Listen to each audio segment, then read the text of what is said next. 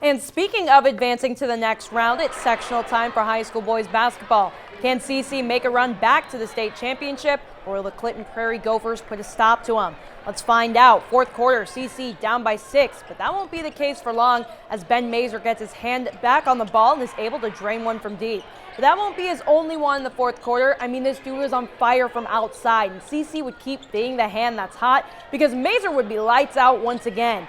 And yeah, you can tell he's pretty pumped up after that one. But Clinton Prairie wasn't going to let their lead go away easily as Jake Simon responds with a 3 of his own. I hope y'all wore your ponchos tonight because you're in the splash zone in Oracle Arena. But if you thought the action from the outside was great, check out what happens in the paint as Logan Martin drives in with force and Euro steps his way in for the deuce. CC would manage to keep this game close, but the Gophers would ultimately come up with the win, taking the game 42-37. They'll take on Delphi on Friday. Now on to the second game. We have the Carroll Cougars looking to maul the Seeger Patriots, so let's find out who will be heading to the semis. And already right off the bat, right from the tip, things were intense. Seeger quickly pushing it to the other side where a Patriot would come up with the early 2. And I've never seen someone score that fast before. But this time the Cougars were ready for them as Owen Duff pounces on a bad Patriot pass and is able to dish it up to Quist Herta, who ties things up. And after that, the Cougs would be like bread on a roll. They were scoring quickly down low and getting the and one, and their shooting from the outside the arc wasn't too shabby either as Austin Coons comes up with nothing but net. Cougars survive and advance, winning 80-56. They'll take on Covington on Friday. And starting things off in the Class 1A Sectional 54, we have Attica coming to Fountain Central to take on the Mustangs.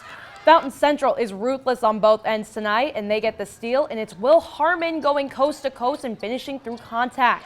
They have their way in the paint all game as Isaac Henman slashes inside and finishes the reverse.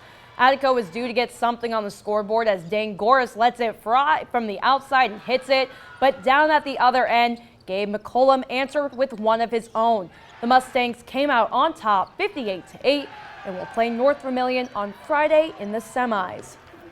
Let's take a look at how other area teams fared on day one. Starting off in Class 4A Sectional 7 Kokomo, Harrison was able to handedly defeat Lafayette Jeff, winning 54-39. Meanwhile, Logansport was not able to take down the Marion Giants, and the Berries fall short, losing 57-42. McCutcheon will face off against the Giants on Friday.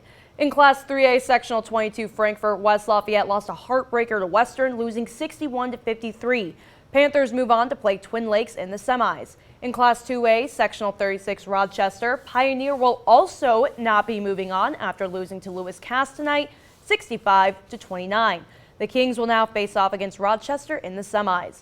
And finally, we're into Class 1A. Let's take a look first at Sectional 52 West Central. The Frontier Falcons managed to fly right by the Caston Comets and win 44-40. They'll now take on Tri-County in the second round. Ending their season tonight, we have South Newton, who lost to West Central 59-36. And in Sectional 54, Fountain Central, Faith Christian was able to pull out a narrow win against Clinton Central, winning 70-67. The Eagles will now fly on to Friday, where they'll face Rossville.